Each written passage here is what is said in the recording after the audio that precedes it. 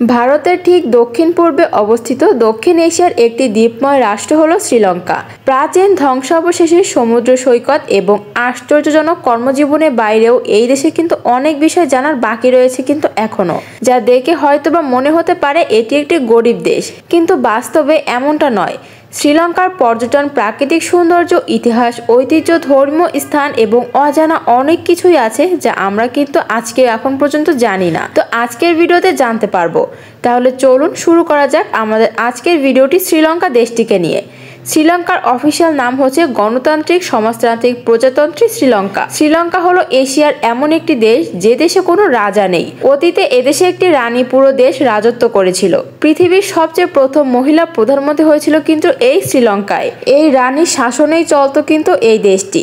একটা সময় দক্ষিণ ভারতের রাজা এই দেশ হাতিয়ে নেয় এবং এই দেশকে তার আয়ত্তে নিয়ে নেয়। তবে 16শো শতাব্দীতে পর্তুগালের কিছু ব্যবসায়ী শ্রীলঙ্কাতে আসে ব্যবসা করার জন্য।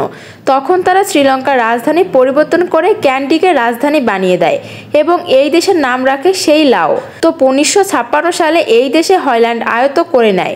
এরপরে 140 বছর পর ভারতের মতো ব্রিটিশরা শ্রীলঙ্কা দখল করে ফেলে, একেবারে তাদের কবলে নিয়ে যায় এবং রাজত্ব শুরু করে দেয় তারা। যখন আমাদের পাশের দেশ ভারত স্বাধীন হয় সে সময় শ্রীলঙ্কাও মুক্তি পায় ব্রিটিশদের কাছ থেকে। ভারতের স্বাধীনতার 1 বছর পরে শ্রীলঙ্কা তাদের স্বাধীনতা ঘোষণা করে। তবে 1996 সাল পর্যন্ত শ্রীলঙ্কার নাম সেই লাওই কিন্তু ছিল। তারপর নাম পরিবর্তন করে বর্তমানে শ্রীলঙ্কা রাখা হয় এবং বর্তমান রাজধানীর নাম হলো কলম্বো। তবে এই শ্রীলঙ্কার আয়তন কিন্তু 65,610 বর্গ কিলোমিটার। শ্রীলঙ্কা কিন্তু বিশ্বের 10তম বড় একটি দেশ এবং জনসংখ্যার দিক থেকে 57 নম্বরে অবস্থান করছে এই শ্রীলঙ্কা দেশটি। তবে এদেশে মোট 2,16,70,000 মানুষ বসবাস করে এবং এদেশের টাকার নাম কিন্তু শ্রীলঙ্কান রুপি। প্রাচীনকালের কথা যদি বলি তাহলে শ্রীলঙ্কার সব মানুষ কিন্তু হিন্দু ধর্ম পালন করত, কিন্তু কালের বিবর্তনে ধীরে ধীরে এখানে সবাই কিন্তু বৌদ্ধ ধর্ম পালন করেন। বর্তমানে এখানে কিন্তু 70% মানুষ বৌদ্ধ ধর্মের অনুসারী আছেন এবং 12% মানুষ কিন্তু হিন্দু ধর্ম, 90% মানুষ মুসলিম ধর্ম এবং বাকি মানুষ কিন্তু খ্রিস্টান ও অন্যান্য ধর্ম পালন করে থাকে এই দেশটিতে। আপনারা হয়তো অনেকেই জানেন না শ্রীলঙ্কাতে এই পাহাড় অবস্থিত, যে পাহাড়টিতে কিন্তু হযরত আদম আলাইহিস সালামকে কিন্তু প্রথম অবতরণ করা হয় এই শ্রীলঙ্কাতেই। এই পাহাড়ের চূড়ায় একটি পায়ের ছাপ আছে যার দৈর্ঘ্য কিন্তু 5 ফুট 7 ইঞ্চি এবং প্রস্থ 20 ফুট 6 ইঞ্চি। শুনতে অবাক লাগলে কিন্তু একেবারে সত্য একটি ঘটনা। বৌদ্ধ ধর্মের মানুষ বিশ্বাস করেন এই পদচিহ্নটি গৌতম বুদ্ধের, হিন্দুরা বিশ্বাস করেন এই পদচিহ্নটি তাদের দেবতা শিবের এবং মুসলমানরা ও খ্রিস্টানরা বিশ্বাস করেন এটি পৃথিবীর প্রথম মানব আদম আলাইহিস সালামের পায়ের চিহ্ন। শ্রীলঙ্কা কিন্তু এডুকেশনের কথা বলতে গেলে এশিয়ার মধ্যে সবচেয়ে শিক্ষিত মানুষ এই দেশেই কিন্তু মনে করা হয়। সব থেকে শিক্ষিত মানুষ এই দেশেই রয়েছে। এদেশে কিন্তু ছেলেদের তুলনায় মেয়েরা বেশি শিক্ষিত এবং সব মিলে প্রায় 96.3% শিক্ষিত মানুষ রয়েছে এই দেশটিতে।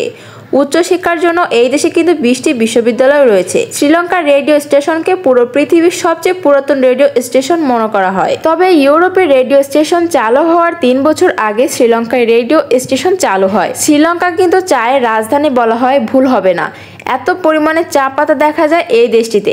ভারত, চীন এবং কেনিয়া ব্যতীত পুরো পৃথিবীতে সবচেয়ে বেশি চা রপ্তানি করে কিন্তু এই শ্রীলঙ্কা দেশটি। বলতে গেলে পুরো পৃথিবীর চায়ের 20% যোগান দেয় কিন্তু এই দেশে। তবে শ্রীলঙ্কার চা, কফি, নারিকেল, দারুচিনি এবং রাবার উৎপাদন ও রপ্তানিতে কিন্তু সব থেকে বেশি বিখ্যাত। তবে সিংহকে শ্রীলঙ্কার জাতীয় পশু মনে করা হয়। এর জন্য কিন্তু আপনি শ্রীলঙ্কার পতাকায় একটি সিংহের অবস্থান দেখতে পাবেন। এই সিংহ কিন্তু এই জন্য এসেছিল। একটা কথা শুনে অবাক হবেন যে আমাদের দেশের মতো শ্রীলঙ্কাতেও কিন্তু শাপলা ফুলকে জাতীয় ফুল হিসেবে ধরা হয় এবং আইভর উড হচ্ছে শ্রীলঙ্কার জাতীয় একটি গাছ এবং জংলি মুরগিদের জাতীয় পাখি বলে মানা হয়। মুরগি কোনোদিন কি পাখি হতে পারে? বর্তমান কিন্তু শ্রীলঙ্কাতে রয়েছে প্রায় 20,000-এর মতো হাতি, যেটা হয়তোবা পৃথিবীর অন্য কোনো দেশে দেখতে পাবেনও না। একটা অবাক করার মতো বিষয় হচ্ছে আপনি যদি শ্রীলঙ্কার কাউকে হত্যা করেন তাহলে কিন্তু আপনার ফাঁসি হতে পারে, আবার নাও হতে পারে। কিন্তু আপনি যদি কোনো হাতি হত্যা করেন তাহলে কিন্তু আপনার অবশ্যই মৃত্যুদণ্ড দেখা হবে। তো মৃত্যুদণ্ড কিন্তু আপনার বার্জনীয়। শ্রীলঙ্কাতে কিন্তু 22টি ন্যাশনাল পার্ক রয়েছে, যেটা শ্রীলঙ্কার 26% এলাকা জুড়েই রয়েছে। তবে এই দেশের সবচেয়ে জনপ্রিয় খেলা হচ্ছে ক্রিকেট এবং ক্রিকেটই সবার ধ্যান। খেলতেই সবচেয়ে বেশি প্রাধান্য দেওয়া হয় ক্রিকেটকেই। তবে এই দেশের জাতীয় খেলা কিন্তু ক্রিকেট নয়, সেটা হলো ভলিবল। শ্রীলঙ্কায় পৃথিবীর সবচেয়ে পুরাতন গাছের অবস্থান আছে বলে ধারণা করা হয়। আপনারা শুনলে অবাক হবেন যে গাছটির বয়স প্রায় 2000 বছরেরও বেশি। তবে এদেশে এদেশে গাছটি কিন্তু অনেক বিখ্যাত।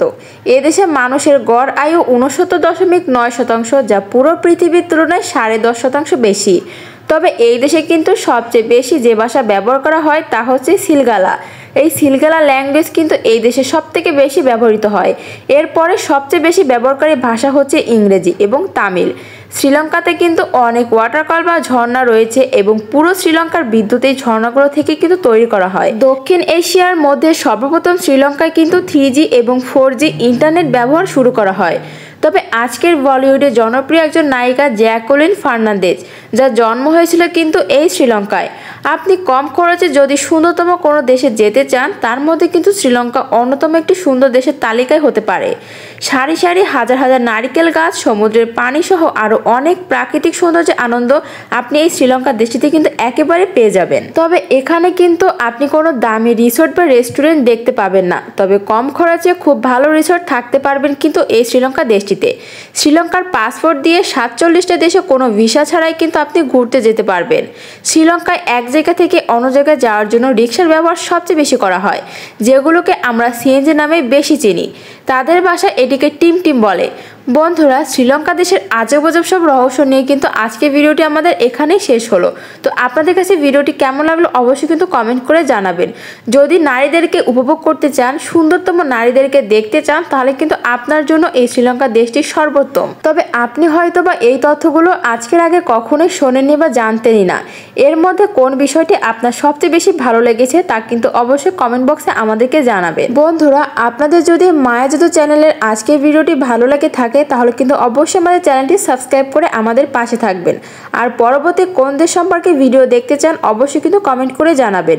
আপনাদের একটি সাবস্ক্রাইব কিন্তু আমাকে অনেক কাজের উৎসাহ দেয়। সবাই ভালো থাকবেন। খুদা হাফেজ।